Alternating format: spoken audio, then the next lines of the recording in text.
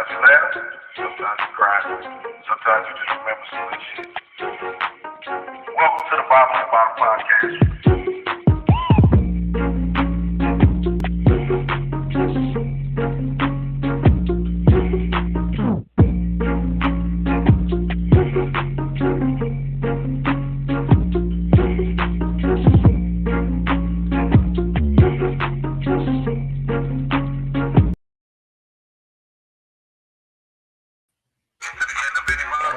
Ladies and gentlemen, y'all know what time it is, man. Look, it's the Hump Day Happy Hour podcast. I am your host, Jay Walker III.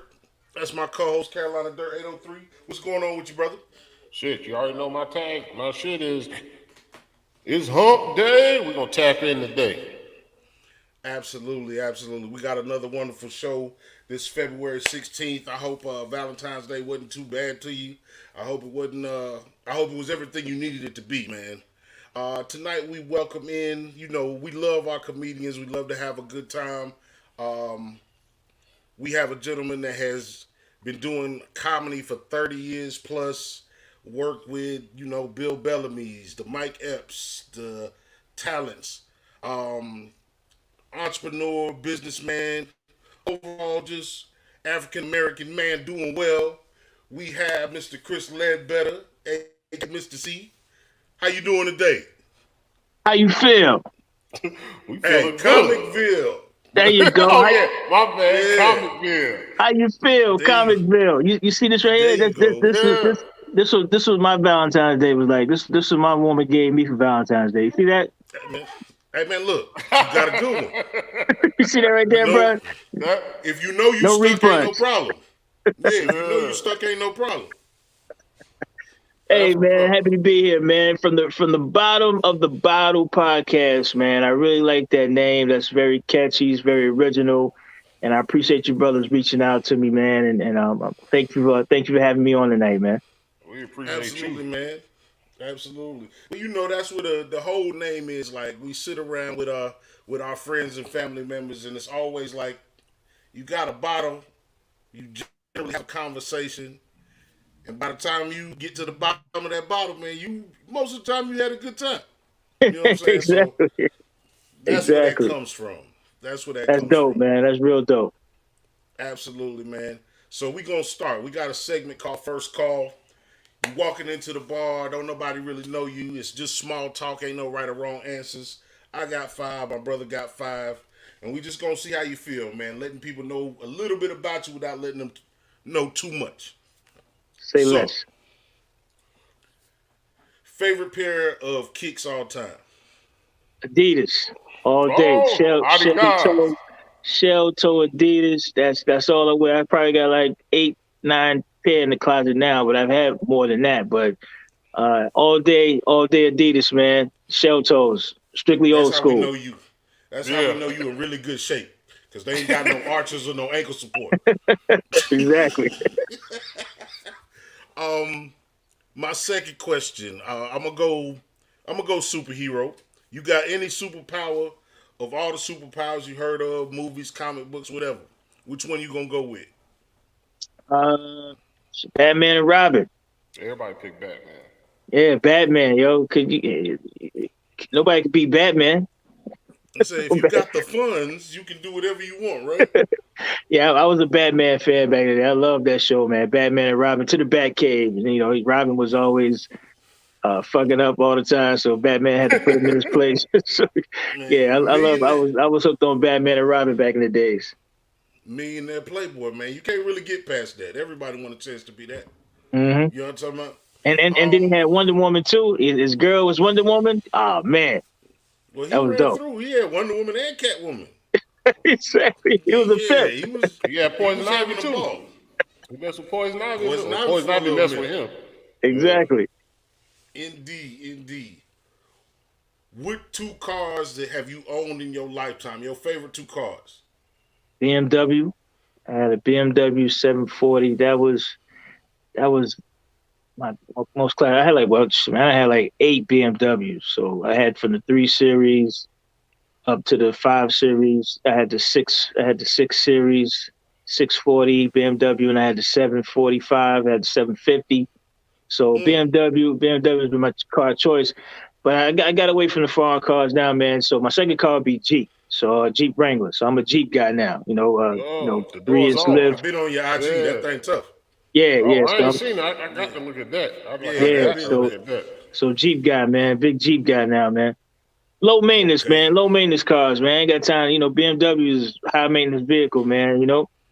So we try to stick to the $600 oil changes. Yeah, exactly. So you gotta stick to the low maintenance vehicles now, man. So BMW was my car when I was coming to my late 20s, early 30s, when I was running the streets and trying to be fly and trying to be the man.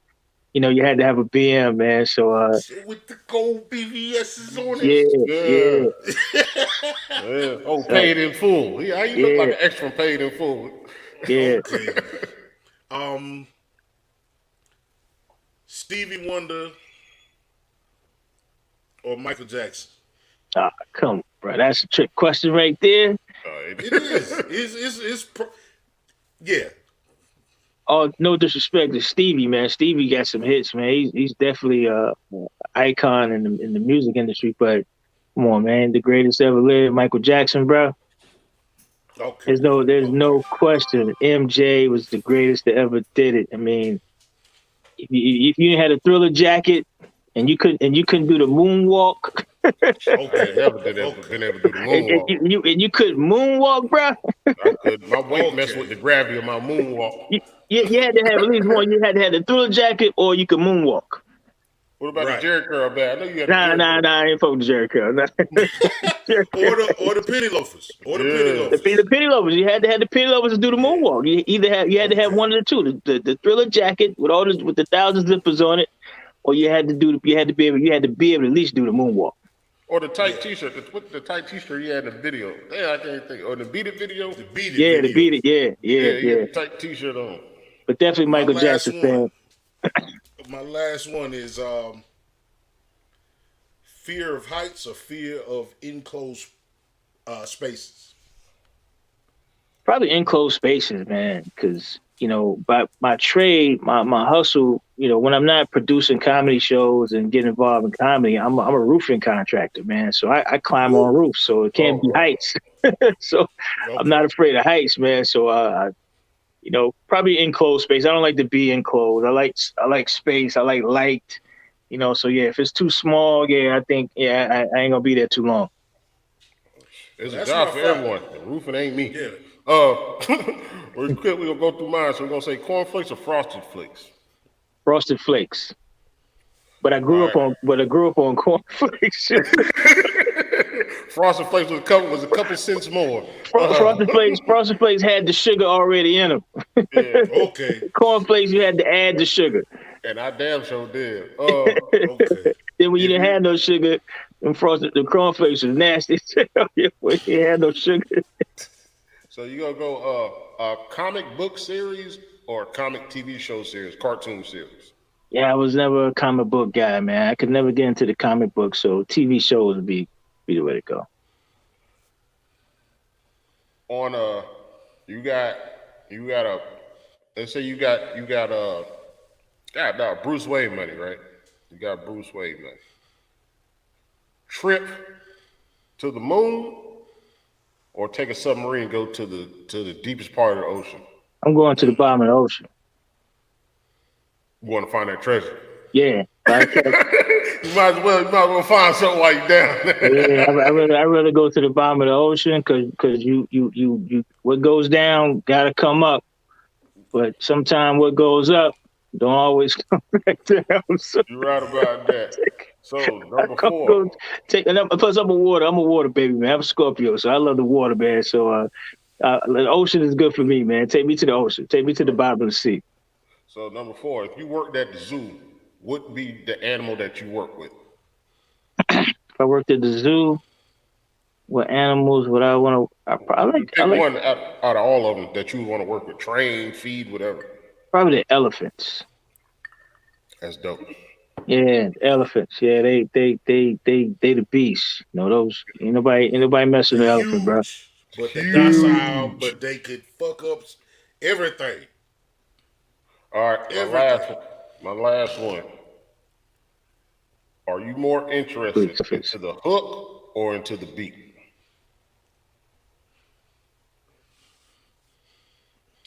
Man, I guess neither one. Say, well, we'll pop back in a minute so we can close that out. I don't know. I just watched. I watched a video the other day of some elephants trampling through some, like they was crossing the roadway. Man, hell nah, cuz. I think they dope though, cause they'll let you walk up on them, but you can lose your life in a second fucking with an elephant. Yeah, like some people thought the Hummmp movie, or in fact, the guy that does Hummmp, I don't know if people in the crowd ever watch this. He like a martial arts guy. He does all his own stunts like Jackie Chan. He incorporates elephants in all his movies, probably because he's tired of them. Or yeah, that's big in the Thai culture. Yeah, they worship elephants over there. I mean, if I had a lot of money, I'll go buy me an elephant. I'll buy me a baby elephant. Yeah, I can dig it. I'll put him in my garage. If I got no money, have an elephant, I should have no money. All right, we back, man. I guess we have the technical difficulties. Yeah, we figured you didn't want to answer the question. I was saying, are you more interested into the beats? Let's say R&B soul. Are you more invested into the beats or invested into the hook? The beat, the sound, the music, the beat.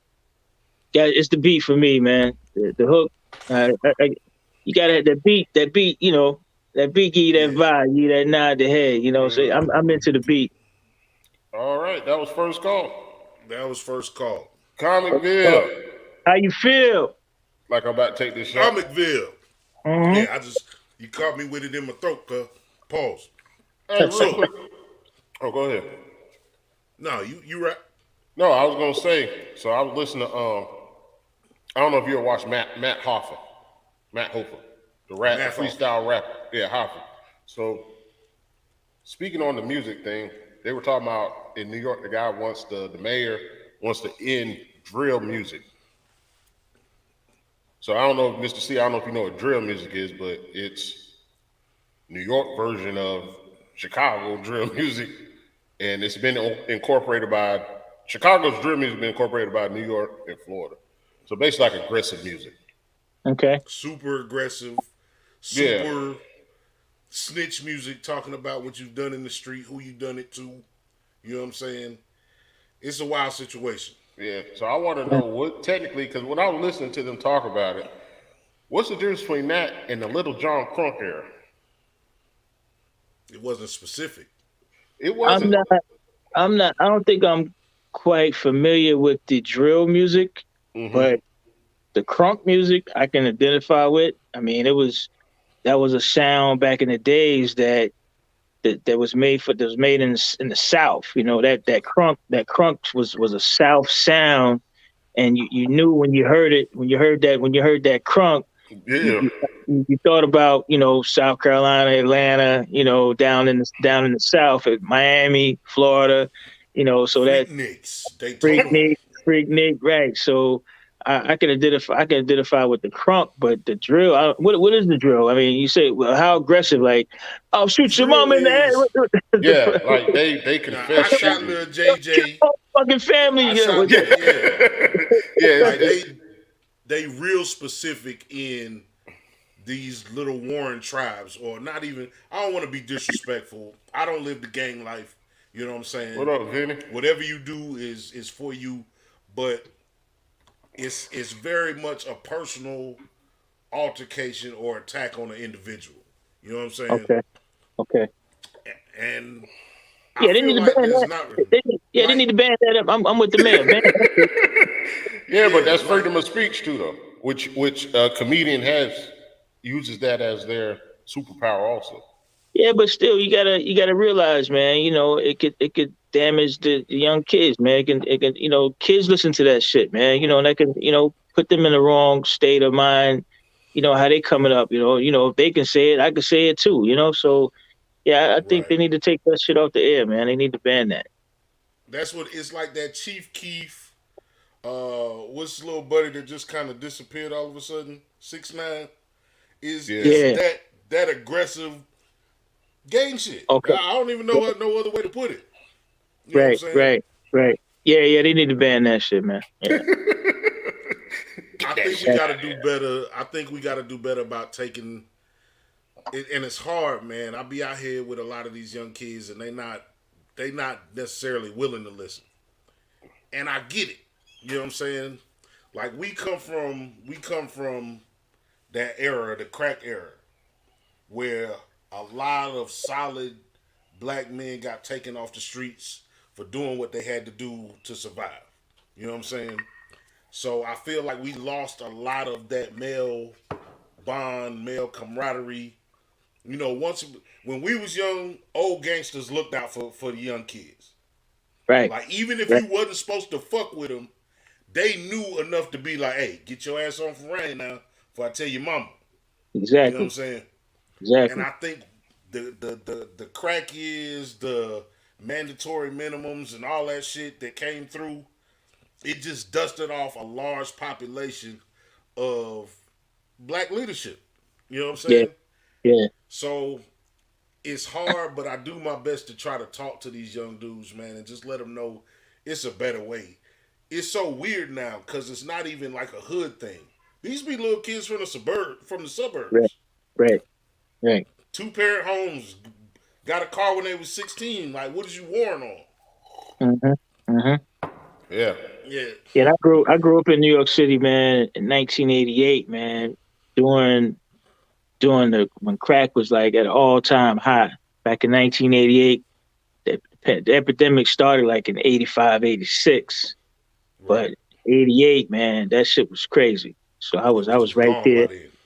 I was right there in New York City during that epidemic with the crack era, man. So I saw it firsthand, man. So it was definitely it was a crazy time back then. But like you said, the pushers and the dealers, they looked out for the community. They looked out for the youngins, for the kids. You know, they had that money. They put that money back in the community, man. They took care of everybody. So, but yeah, it was right. It was some crazy days back then. 1988, I'll never forget, man. New York City, Harlem, Bronx. It was crazy. That's old Vinny from Queens. Yeah. That's our man Vinny. I always tell people, like, I ain't even about to...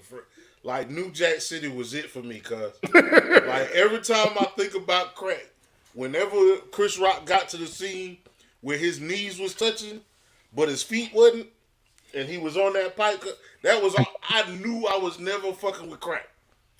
You know what I'm saying? Man, in the park, man. I mean, we was walking over crack vials in the park, man. You walk down the block, all vials all down the street, man. Especially in the parks, man. Crack vials all over the place, man. It was right there in front of you, man. You know. But thank God I had a cousin, man. You know, he was on it. But you know, he told me one thing. He said, "Yo, don't fuck with this. Do not touch this. Stay away from this." And I took his advice, man. So I never touched it, man. But I saw the effects that it had on some people out there. So it was crazy. It was crazy back in the days. When I seen Pookie Lips, I know I ain't want to be around it because my shit be dry down now. And the other, it just, I think that's the other thing. Like you said, you had somebody older and you tell you not to deal with it. But now these younger generation, older people, the young generation, older people, man, go ahead and smoke this. Go ahead, man. I'll go ahead and get it for you. Like, they motivate you to get it instead of motivating you with a lesson of why not to get it. Like, look at me. Hey, these kids are crazy now, man. They doing everything now, man. They inventing shit. They figure out a way how to invent shit, man. And, you know, put what's that? Putting what kind of that drink they call it? Putting the Sprite, the syrup, the lean syrup. The lean. Like, who the fuck thought of that shit, man? The fuck. I got liquor. Well, we down south, so lean been around since the '90s too. Now, you know what I'm talking about? Like, you talking DJ Screw, you know, God bless UGK and all that. Yeah, Wild Out Rose was the lean, motherfucking Cisco, Cisco. That was the fucking lean. Oh, Thunderbird. While I was Rose, that was the lean. That was the lean back in the days, man. Yeah. So, well, let's let you tell your story. Like, you already gave us the New York background. You came up in, you know, the biggest black pandemic specifically to black Americans. But what is the story of Mr. C? How do you like I say, navigate that life, grow into trying to make light of situations and live that stand-up comedy life? Oh man, crazy man. When I first of all, I dropped out of high school in the 11th grade. Man, I got left back. 1988. Man, I got left back from my class. I came up with them all the way to the 11th grade. Then I started working in the 11th grade and fell behind in my grades and got left back in my class, man. So that that hurt me. That hurt me. I wasn't able to go. I wasn't able to go forward with my class. So after that, man, I didn't know what I wanted to do, man. So I was in North Carolina. I started out in North Carolina, and my father was from New York. So I left. I went to New York, man, with $20 in my pocket, bro. Back in 1988, I went to New York with $20. $20 in my pocket, bro. Did you even make it into New York? Yeah. Well, I caught a ride with some friends. Some friends of mine was driving to New York. So I just rode with them. You know, he didn't want no gas. And he was like, yo, just ride with us, man. We out. We going up there too, man. We just riding. So I went to New York, man, and just said, yo, I'm gonna make it. I'm gonna make it, man. I had like maybe 2-3 jobs, and I just hustled, man. I hustled my way through life, man. You ain't got no family, like? Oh yeah, I had your family. father was there.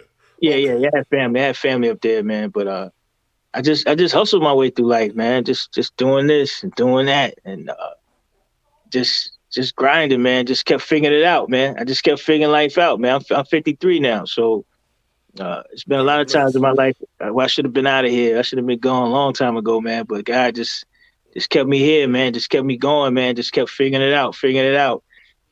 How I got into comedy, I was playing football with these cats in the Bronx, and one of the cats on the other football team was a comedian.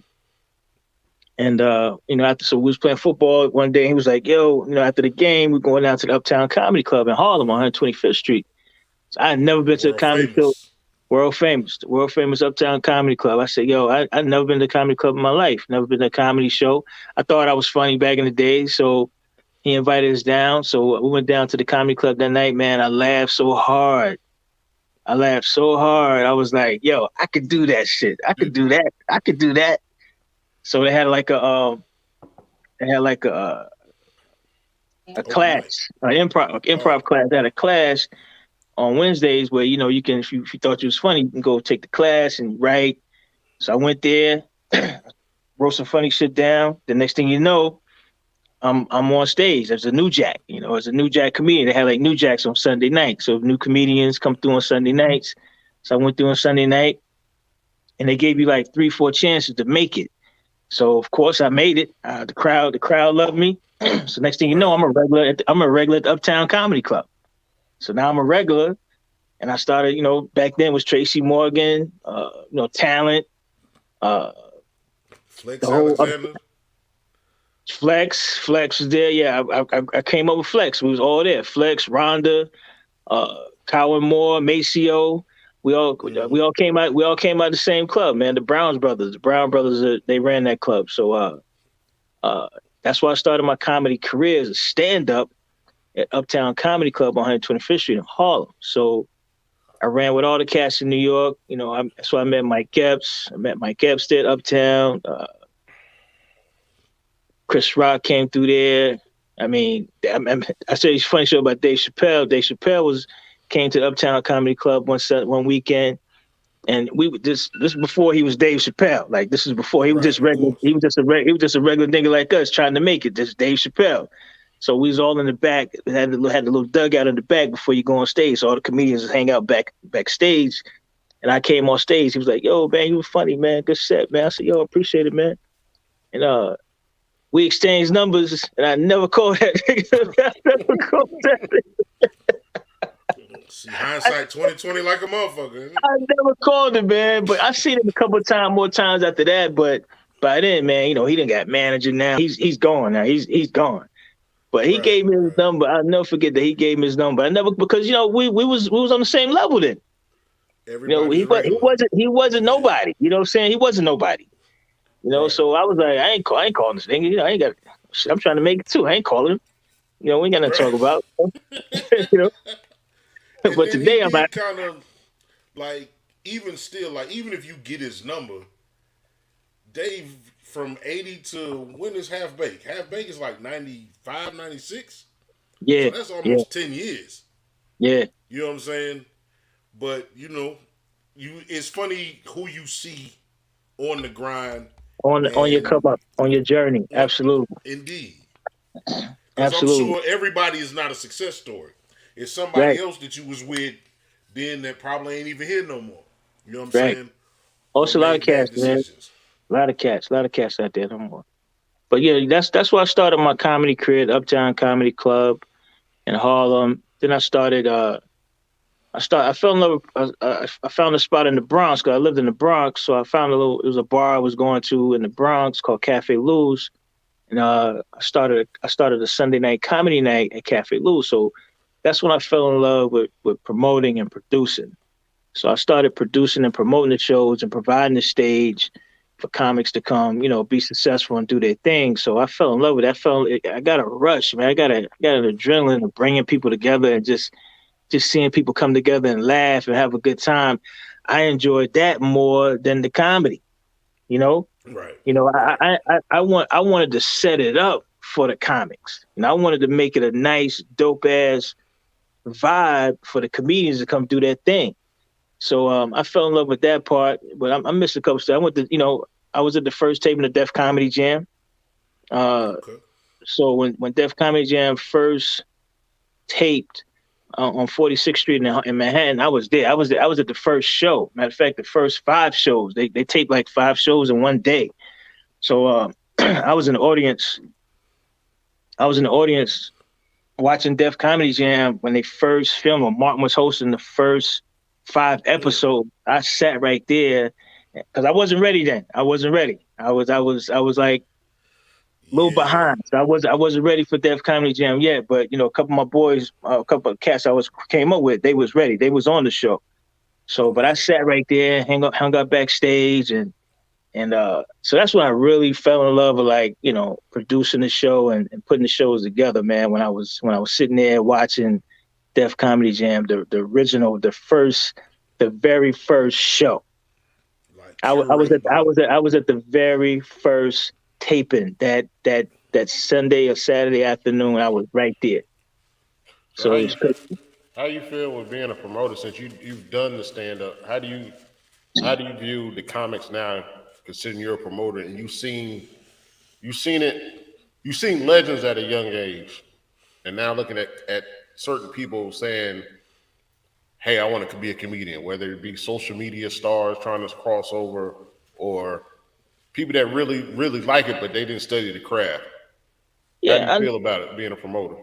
yeah. Well, I know what it takes. I know what it takes to be a comic, man. Because I was there. It's blood, sweat, and tears, man. It's a process. It's not.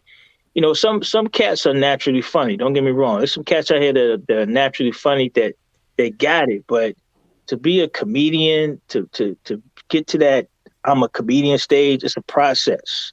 It's about finding out who you are on stage, timing, uh, you know, just it's a process, man. It's not something you can just say, yo, put me on stage. I've seen a lot of cats say, yo, I'm funny, put me on stage, go on stage and be like, and just bomb, and Yeah. they're not ready. So you're not as funny as you thought you were, because it's a different feeling once you get on stage and see those people in front of you that don't know you. This not the family, it's not the barbecue, this not at your aunt, this not at Uncle Craig crib where everybody's Right. joking around having a good time. This not the family reunion. It's live, it's the real thing. So I kind of know what it takes to be a comic. I can see it in a person. I can see it in a person to say, hey, I want to be a comedian. I can see it, I can hear it, I can feel it. So, and that's how we built this brand called Comicville. It's not an amateur stage. This is not open mic. This brand is for seasoned comics that they got it. That's there, that's ready. So Indeed. those are the comics that I book. Those are the comics that I look for. Those are the comics that I watch. And those are the comics that deserve a chance to be on this brand and be on this stage. How'd you come up with the name Comicville? Comicville, we originated in Fayetteville, North Carolina. Oh, Fayetteville, huh? Fayetteville, yeah. Right. So the my co-founders and my partners, they came up with the name Comicville because they were from Fayetteville. So they put comic in front of the ville. It's called the Comicville. So when I met them 7.5, 8 years ago, they was doing a show down in Fayetteville. The show was dope. The show was big. It was like 250, 300 people in the audience. It was mostly servicemen from the base. They got the base down there as well. So, but the name was like this small, Comicville. It was like this small. It was like this small on the flyer. I was like, so something hit me. I was like, yo, man. I said, yo, this is bigger than that, bro. I said, I went to Bay. He's one of the creators of the show. I said, yo, this is bigger than that, man. This is bigger than what you got on the flyer. He was like, oh yeah. I said, yeah, man, we'll take this to Charlotte. So this is when I moved back from New York down to Charlotte. So yeah, man, it's been a journey, man. So Comicville, we've been all across the country. Dallas, back to New York, Jersey, DC, Baltimore, of course, Charlotte, Atlanta, Dallas, Texas, Denver, Colorado. I just came back from Louisville, Kentucky last week. Was in Louisville for the third time. So Okay. yeah, so we took the show. Who's some of your regulars? Who's some of the people in the rotation? I got a couple of new cats that are coming up that I'm trying to mold and push along. That I know that's going to be the next best things. A couple cats done came through here, like Desi Banks. Oh yeah. He came through Comicville before he blew up. You know, he bombed the first time he got on stage. Bombed. Came off, he said, "How I do?" I said, You sucked. You terrible. Right. I said, go home. Right, come back in 2 weeks. And that boy came back in 2 weeks, man, and ripped the club up. And you see where he at now, right? My bad. I spilled my drink on my foot. I ain't gonna lie. My bad. No more Hennessy for you, bro. No, I ain't drinking no Hennessy. Man, my bad. My apologies. So yeah, man, some stars, some up and coming stars have came through this stage. Mope Williams. I don't know if you guys are familiar with Mope from Atlanta. He's on Wild 'N Out now. He came through Comicville. Desi Banks came through Comicville. Who else came through here? I know Darren Brand got some. He knows. Yeah, never had Darren on the show. Never had Darren on the show. But yeah, man, that's what this brand is all about, man. Just pushing these comics, you know, to the next level of their careers. You know, they can say, "Hey, I came through Comicville," you know. So absolutely. Do you feel like other comics respect what you're doing? The seasoned comics. Oh yeah. The veterans, they want to be on the show just as bad as the up and coming comics want to be on the show. So, you know, I've had several veterans on the show, a lot of veterans on the show. That's I normally book the veterans to headline these shows. Yeah. So I put the up and coming comedians. Then I use like a JJ from the SIP. You know, I've used you know a bunch of the headliners down here in Atlanta. You know, Talent's been on the show. You know, so I use a bunch of headliners on the show as well. So yeah, let's talk about the upcoming venture. Talk about, you know, branching out into Atlanta with Comicville. Well, no, man, Comicville no stranger to Atlanta, man. I've been here in Atlanta for the last 7 years, and I had a Thursday night show here in Atlanta that was off the chain like 3 years ago before the pandemic. So I'm ready to start another Thursday night here, March 24th in Lithonia, Georgia. So we're looking forward to that, man. Nice spot, Jamaican restaurant that we just doing, you know, just to keep comics working. It's not an open mic, you know, but I'm looking for, you know, the heavy hitters got to come through it. You know, they know they got to bring it to be on this show, you know. So you know, new comics, they can't get on this show, you know, unless you know they're approved, you know. So you know, but this is a chance for them to get ready. So that's what we're building right here in Atlanta, coming up March 24th.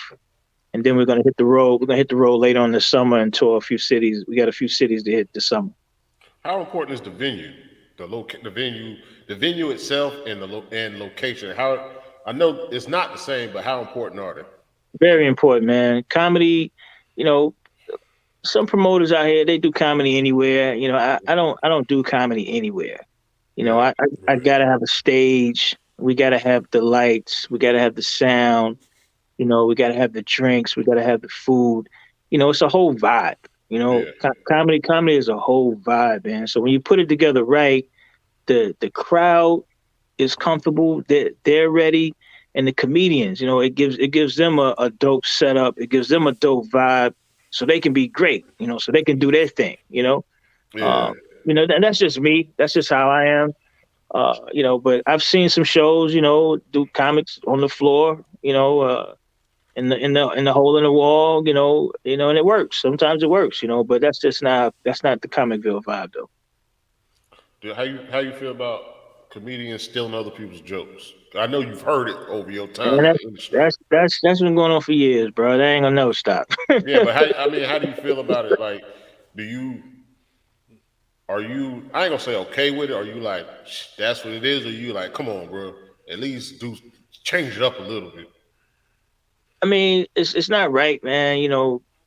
When somebody thought of something creative and they put it out there and they patent it and they worked on it, for a long time, and everybody know that comic for this joke, and to hear somebody else take a little bit of it and try to flip it around, and it's not. I'm not gonna book them. I'm not gonna put them on my show. Especially if I see it or if I hear it. But yeah, it's not cool. But still, how many more topics can you come up with? Everybody gonna talk about something similar. It's just their point of view of what it is that they're talking about. But I mean, everybody has talked about everything, in stand-up comedy. So it's just how you put it out there, how you present it. Some people seem to think with all the cancel culture and everything going on that comedy is kind of like on life support. How do you feel about the cancel culture? Is it a real thing? Can comedy beat the cancel culture? Because it's always been about making fun of, marginalized things. That's what comedy has always been. So I just don't understand why everybody's so offended these days. When you say what the cancer? Like cancel culture, like people saying you can't make a joke about a mentally handicapped kid. Don't make any jokes about the LGBTQ community. No, that's what comedy is. That's what comedy is all about, man. It's taking real life situations and making it funny. A comedian is a comedian. He's not a president. He's not a lawyer. He's not a doctor. He's not none of those people, man. He's a comedian making light of what he sees as funny. Some people take stuff personal like that, but it's comedy, and some of these comedians got brilliant minds. They can take those things like what you're saying and make it hilarious. So it's up to you. If you feel that it's offensive, that's on you. This man, right? You don't got to be there. It's a joke. It's comedy. This guy took this premise and he said, "Yo, I'm gonna make this funny. I'm gonna talk about this." But I don't think comedians are being word I'm looking for. They're not being rude. They're not being it's the word I'm looking for. Offensive. Offensive, right? Yeah, right. There you go. Thank you, bro. So they're not being offensive, man. It's what they think is funny, So yeah, a lot of people get sensitive about things like that, but I let comedians be who they are, man. I let them be who they are. Look at Dave Chappelle, man. Look, Dave Chappelle make $70, $60, $50 million a show, and he can say what the fuck he want to say. You know what I'm saying? So people get offensive, but he get a little backlash. He get a little backlash, but he's still getting a check. Indeed, I agree with that. They still writing him the check. So, yeah. But I don't get into all that, man. Just be you, man. Be who you are, bro. You ever seen a comedian take it too far with somebody in the crowd? Yeah. Oh yeah. I've seen a comedian get a Heineken bottle thrown at him because he went too far. Went too far, and I think you guys remember when Steve Brown was at the Comedy House a couple years ago. That incident. with the guy running on stage. And yes, some comics got to know when to cut it off, but then again, some like that's why Comicville, thank God, man, I've never had an incident in one of my shows. I never had an audience member get mad at a comic, and I never had a comic go too far and offend the audience member where now they got to take it outside, or they get a Heineken bottle or a piece of chicken thrown at them. So that, you got to just set it up right, and you'll have a dope show. But sometimes you get the audience members that sometimes might have had one or too many drinks, or they might have smoked something before they came in and feeling like they untouchable, and they want to be the comedian for the night, so and disrupt the show. So it happens, but it's all in the vibe. Like I said, it's all in the vibe. How you set up the vibe and how you set up your show, you're gonna have a great show. So you curate this show. Do you host it, or do you just kind of put it together? You get you a host and everything. Yeah, I put it together. I get a host. I do a little bit of hosting in the beginning to get the crowd warm. I go on stage and do my little Comicville thing. How you feel, Comicville? Get people kind of get people ready for the show. But then I turn it over to the host, man. But like I said, man, you guys definitely gotta. I hope you guys maybe can come up next weekend, man, to Charlotte, next Friday, Saturday night. You busy? Yeah, it's not too far. I work late, so I don't know. I can't say right now. But yeah, it ain't nothing for us to get to Charlotte. Yeah, man. Next Friday, Saturday, you can just come check out the vibe, man. Come check out the show, man. It's a dope setup, man. So, I get up there a little bit, do a little bit of talk to the crowd in the beginning, then I come back like Russell Simmons at the end. God, thank you guys. God bless. Good night. That type of deal. But yeah, I turn it over to the venue in Charlotte. It's called Halftime Sports Bar. Yeah, but it's actually called Comicville. We turn it into a comedy club. How do you feel about the audience, like when you were coming up, the audience interaction compared to interaction now with the audience? Like I said, all depends on the vibe. Well, all right. What I should have said was like the whole Def Comedy, like being in New York, the crowd was the show. There's nothing like Def Comedy Jam. Yeah, so I'm saying like the energy level. Like, do you think some of the comedians now, the newer comedians, could have survived back then? Yeah, I mean, it was fun back then, man. It was fun, and that's exactly. I'm glad you tapped on the Def Comedy Jam, and that's exactly the type of vibe that I created with this brand and with this show. It's a high energy. The crowd is into it. I got a live DJ. The music is very important with comedy, so I always book a dope DJ that's gonna spin some dope music and have people dancing. I got people dancing in their seats before the show even starts. Yeah. So now if you go to comedy clubs, ain't nobody dancing. Everybody's sitting at the table waiting on the comedian to come out. Right. No, Comicville, it's a party. It's a party before the show even starts. So it's that, and that's what I'm trying to create with Comicville is that Def Comedy Jam vibe where it's like a party, man. So you guys, like I said, you guys got to come check out the show and go. You go to YouTube and pull up Comicville Live and you check out some of the promos that we've done across the country, and you can see the vibe that we're putting together. Yeah, we went to the 85 South in Charleston. We went to 85 South Charleston in back November. And they came here 2 years ago, we went, but the vibe they got now, like, it's like a whole concert. They got lights and the DJs pumping, the DJs mixing, the crowd, you're right. The crowd was already turned up, so it just made the comedy even easier. The crowd was already turned up.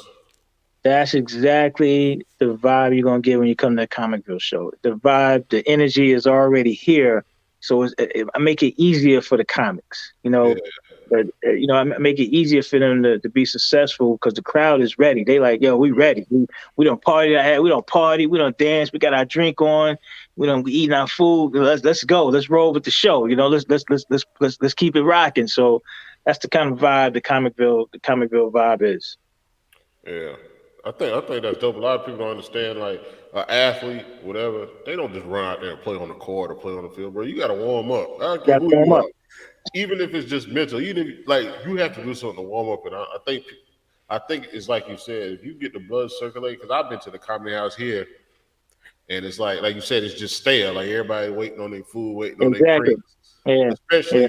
a lot of people get there early to beat, the parking situation, whatever. But you there early, Mm-hmm. you're sitting there waiting, and then like you putting a lot of pressure on the host.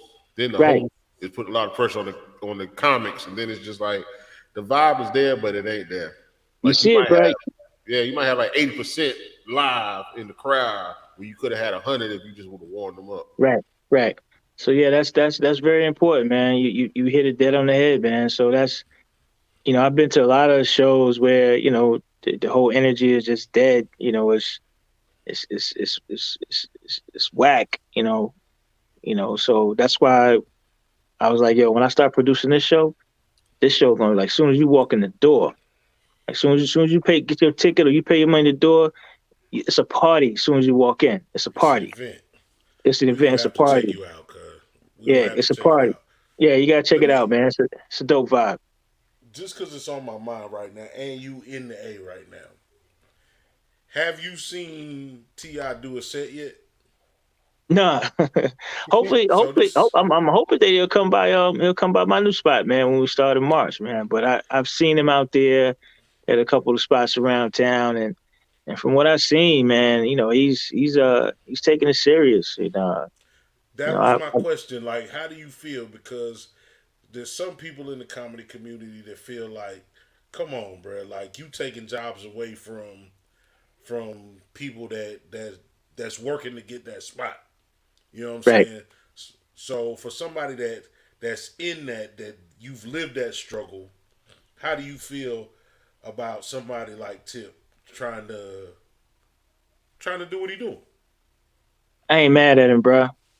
I ain't mad at him at all, man. I think you could do whatever you want to do in your life, man, and that's what life is all about: doing what you want to do and being who you want to be, man. So I'm not mad at him at all. But far as taking jobs from comics, they probably gonna get that job anyway. So So he is who he is. He's paid his dues already. He made a name for himself already. So now it's up to the promoter or whoever's gonna book him and pay him. That's where that come into play. What I don't think he's that seasoned yet. I don't think he's really found out who he is on stage yet. I don't think he has, and I don't think his material is probably where he wanted to be at yet. He just tells stories. He just telling his real stories that's happening before. Matter of fact, I would have compared it to when J. Cole made to the NBA, where they were talking about J. Cole gonna take jobs away. But my thing is, people, you fight for your job every day, regardless. Right, exactly. So, but T.I. coming into that is put more spotlight on the comedy world, technically. So absolutely, you can use it or you can hate on it. But right now, I think you should play it to your power and use what he's doing, because if, let's just say you book for that show, T.I. shows up and wants to get on stage, like he just upped your publicity because you at the same club. I just think people look negative before they look at the positive. Like, this shit is chess.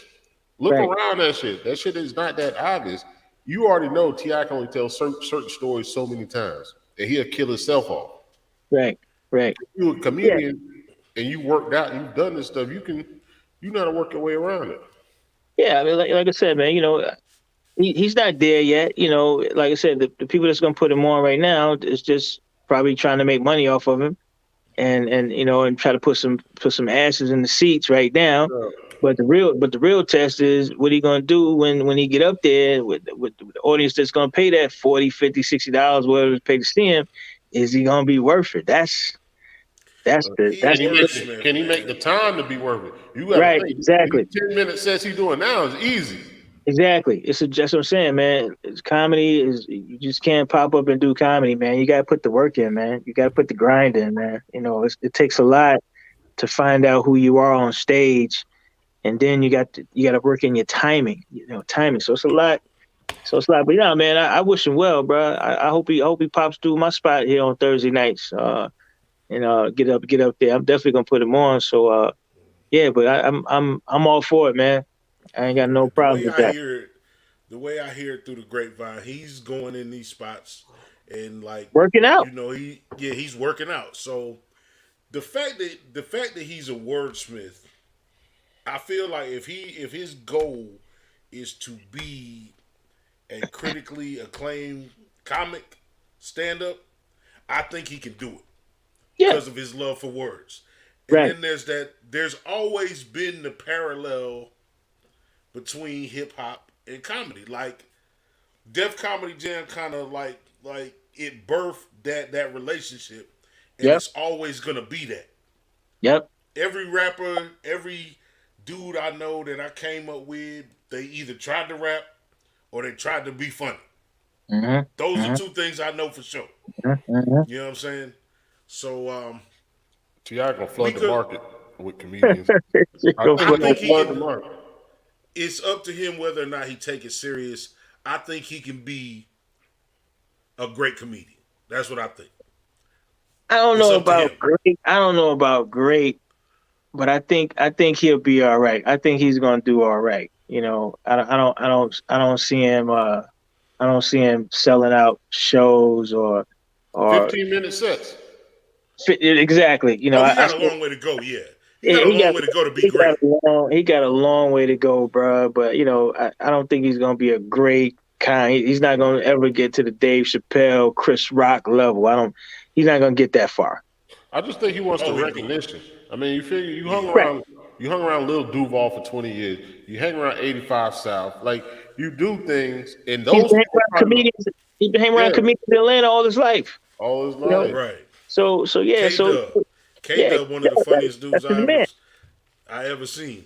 I just got the phone with him the other day, man, and you know we talked about it a little bit, but you know, Tip just doing what he loved. He's like, yo, I'm gonna try it.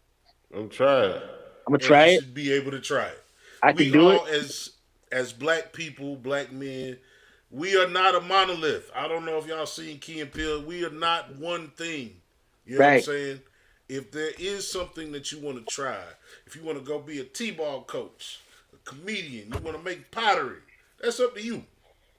You know what I'm saying? It should be inspiration for some of the younger comics, to be honest. I feel that this should motivate the young comics to go even harder, you know, to try to make a name for themselves even more now that he's jumped on the comedy scene. So, you know, like I said, man, big ups to Tip, man.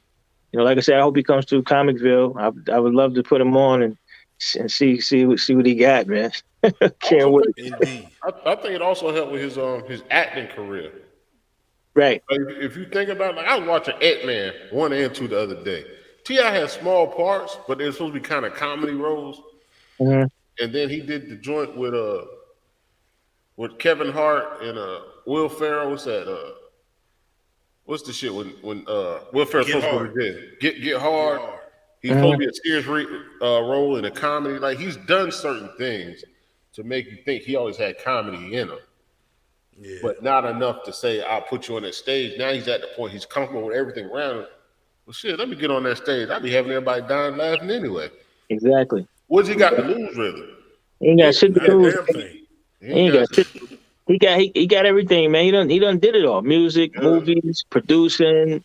You know, he done did it all, man. So why not try this? Why not?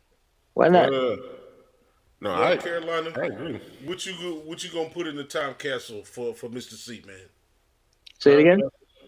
We got a thing called time capsule. The time capsule. So basically, time capsule. We're gonna dig up the dirt. We're gonna drop 5 things there to be opened up 100 years from now. Give me your 5 top comedy movies or TV shows. My top comedy would be Blazing Saddles. I hear a lot of people say that. Not people that look like you. No, Blazing Saddles. No, I'm just saying. It's an age thing. We 5 years different. Yeah. I'm more along the lines with you, so I know what you're talking about. Blazing Saddles is a dope movie. Something About Mary. Okay. Pork and Beans and Franks. Franks and beans. Yeah, Franks and beans. So how you get the beans above the Frank? Right. So, ew, that got jam? Something About Mary is one of my all-time favorite movies, man. That movie, the first time I saw the movie, I died laughing. Half Baked was funny. Okay. Candy. That's 3. Candy. What other movie, baby? Yeah, you acting like Who Wants to Be a Millionaire? You trying to get help from the crowd? You said, let me get a lifeline. Trying to answer my fiance over here, like, babe, what other movies we watch? She don't know. Who else? He got 2 more. I'm about to say, cuz you've been at this for a long time. Yeah, you know. I'm be honest with you fellas, man. I'm not a big TV watcher, bro. Okay. I am not a big. I put my mind and thoughts into where I'm trying to go. Every now and then, every now and again, I might sit down and watch a movie, man. But I'm not a big movie or TV watcher at all. I'm I fast twice a year. So no TV. I do no TV, no radio, no phone for 21 days twice a year. So how you do the no phone? Yeah, how you do no phone? I turn my phone off from 7 to 7. So from 7 p.m. to 7 a.m. 7 p.m. to 7 a.m. my phone goes off for 21 days. No TV, no radio for 21 days. So how you do business? It's done between 7. Oh. That's crazy. So I do that twice a year. I've been doing that for the last 5-6 years. Blood pressure down, cholesterol down, lost weight. That's how you create. That's how you create, man. That's how you keep moving, man. As far as that's how I look at my life. I fast. Matter of fact, our first fast is coming up next month in March. Our first fast coming in March, and we do our last fast in October. Well, you gave us 3. You gave us 3 solid ones. Give him one, Carolina. You give him one, and I'll give him one. Superbad got to be on my list. Superbad. I never even saw it. I haven't even saw Superbad. Superbad is all right. The plot is coming of age. They trying to get some pussy. Yeah, they trying to get some pussy before they graduate. That's the story. Happened one night. They at the liquor store buying some bullshit. Yeah, but it's crazy. Oh, you give him Superbad. I'll give him. Damn, I just had it on my mind. A man said you're gonna try to probably fast for 3 days. Hey, start off a couple of days, but if you really wanna see what your life's gonna turn out to be, do it for 21 days. You'll definitely see a difference. You'll definitely see a difference in your life, man. Trust me. I'm telling you, it's something that I definitely need to look into. I'm gonna give you Life. Life is always my easy one. Yeah, Life was okay, Life, man. Okay, I did watch Life. That ensemble was just for black culture, for black comedians. That ensemble was unstoppable. The first go-to, Life was dope. You gonna eat your cornbread? Yes. Hell no, you can't have my cornbread. There's gonna be some consequences and repercussions. I know that one backward and forward, cuz. They freestyled the whole thing. They freestyled the whole thing. Eddie told them no line, just freestyle it. That shit was cafeteria scene. Yeah, the whole Bernie Mac was really supposed to have no lines in there. He was just adding shit. That shit was dope. Nah, yeah, Life. Yeah. Okay, Life was definitely a dope movie. Let me ask my brother, because I don't know if you because you say you don't watch TV that much. Which one was better, the Bernie Mac show or the Wayans joint? Damon Wayans, Me, My Wife, and Kids. I watched a little bit of it. I like the Bernie Mac show better. Yeah, you like the Bernie Mac show better? Yeah. I think Bernie Mac show. The times I watched it. Yeah, go ahead. I'm sorry. No, go ahead, bro. I would say they almost identical. They was all borderline like this. It was a true a true representation of a black household. You love your kids, but you'll fuck your kids up. Yeah, fuck And them. they both did a good job of walking that line. Right. You know what I'm saying? Right. I think Martin would have been the all-time TV sitcom, black TV sitcom back in the days. Martin and A Living Color for our generation. Living Color, right? All right, one that more was question. dope. Have y'all looked at the new Fresh Prince and what y'all think about it if you watched it? Yeah, I watched a little bit of it last night, man. I kind of got in it a little bit. I think it was dope. I think it's it's new. It's of age. I don't think it resembles the old Fresh Prince at all. It doesn't touch that. But I see what Will is the executive producer, right? Will Smith. Yeah, something like that. But I see what. Right. I see what he's trying to do though. I see what he's doing. And I think it's dope. I caught a little bit of it last night, and I was like, all right, maybe I can watch this again next week. It wasn't his idea. A kid went out on a limb and did a trailer, right? Like he shot a trailer for what he thought a real life take on the Fresh Prince would be. Not a comedy. Let's just go from the theme song. Right. And he did a 3-minute trailer, and he sent it to Will, and then Will built it from there. Wow. That's how random that was. So this kid, who was this kid that sent him the trailer? I mean, he's a writer. Oh, he's a writer. He's getting that check he's supposed to get. He's a paid writer now, though. Oh, yeah, he's paid now. Paid writer. Wow. But he could be paid more. They're going to take it off the top. I appreciate them changing the name, and if they market it right, like nobody should pull up expecting to see Fresh Prince. That's what I'm gonna tell you. Just like you just said, it is not that. Right. The Carlton dynamic already, I'm locked in. Right. For what they show me from what Carlton is gonna be. Right. I'm locked in for that. No, I'm locked in too, man. I think it's I think from looking at some of the comments on social media today and on Facebook and Instagram, I think our coach are gonna lock into it, man. It's gonna be a hit show. I think it's gonna be a hit show. Yeah, it's gonna be a hit show. Well, we are in the final call, man. It's time to close the bar for the week. Final call, last call is just. Yo, this is your last call, man. This is where you can be motivational. This is where you can plug what you got going on.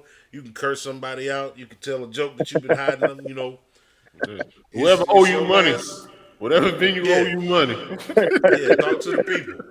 Thank God nobody owes you money, man. But first of all, I just want to say I appreciate you brothers, man, for giving me the opportunity and bringing me on to, hopefully listeners, how many listeners tuned in. We'll learn something about Comicville and support the brand, support these comedians when we see the brand coming to their city or to their town, and just put God first.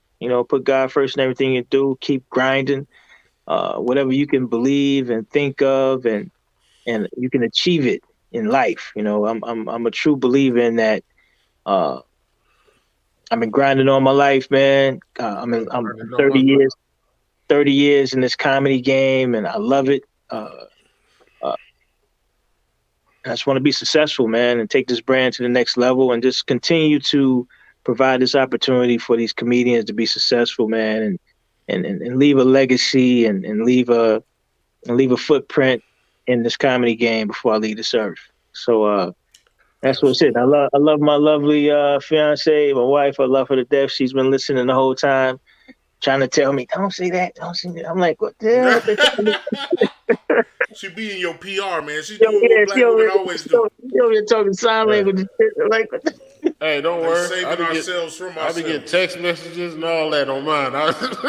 Yeah. Say that shit. Well, but yeah, man. Thank you guys so much, man, from the bottom of my heart, man. This is probably the third or fourth podcast I've done in the last couple of years. So I'm hoping this will open up some doors, do many, many more, man. So, but Just trying to do something big in this world, man. Trying to do something big in this world, man. I appreciate you guys. As we all are, and we appreciate you. I'm gonna let my brother close out in a second. He gonna do his last call, but after we sign off, give me a little minute after that. Don't just log out. We just No gonna problem. let you at. Yeah. I want to holler at y'all. I want to get your numbers and all that. We're gonna bring Comicville down to Columbia, man. I like to do it with you brothers. Let's do it. Let's make it happen. Absolutely. Carolina, what you got for the people? We pushing 90 episodes. It'll be a year, February 20th. This one right here was, and we spoke before we went live. It was a shot in the dark. He told me how he met me, and I told him how I met him.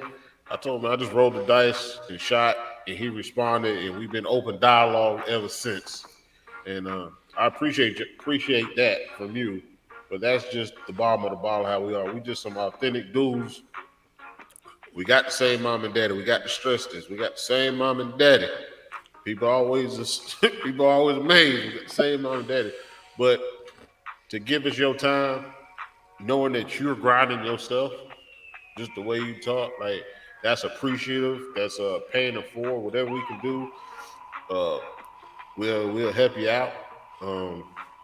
We support everybody that has supported us from day one. Like last week, we had one of our favorite viewers on, Miss Amy Smith, and she came on and gave us a good episode. So I hate when people think we fit into a box. We call ourselves the connoisseurs of conversation. We can talk about anything. We've had pure romance. We've had farming, currency, tax services. Yeah. God, dog, clothing line, clothing store, credit repair. Like we range in everything on purpose. We want to be able to touch everything. Nice. Touch something that you don't even know you got. We want to be touching, but I just want to say I appreciate you for responding and just being real from the beginning. You said you could do it. I gave you a date. I said, hey, you want to move up? You was like, yeah. And we here now, so hopefully we definitely will want you back on another episode. Absolutely. And it'd be free, man. I'm not gonna charge you guys either, man. Damn, that's good, because we ain't got a whole lot. I'm about to say, if I pay you, I'll turn the computer off. Hey, man, look. I'm going to tell you like this, man. My final call is, I'm going to get real for a moment. We talked about it right before we came on. Mr. C was like, this your brother? This your blood brother that you doing business with? And we just had that moment where everything ain't always easy and everything ain't always smooth and everything ain't always creamy. You do things that you want to do, you put the energy behind it, and you should understand everything that comes along with it. Stop giving up on people that you love. That's just part of the game, because you're going to have struggles always. They the ones that can hurt you the most because they know the most about you. I like you that. know what I'm saying? I like that. But don't give up on nobody that you love, man. Wow, that's dope. We have the same mother and father. We owe it to them to carry this legacy and this generation fruitfully, purposefully into the future. And that's what we're going to do. Mr. C, I can't thank you enough for sharing your time with us. Thank your lovely wife for allowing you to share your time with us, man. You had nothing at stake in this. We appreciate you, the jewels that you dropped, the connections that you have. We gonna come fuck with you. This has been dope. This is the Bottom of the Bottle podcast. Y'all like, share, subscribe, and pull up next week, because we gonna do it again. That's just what we do. Y'all be easy. It's all love, and we gone.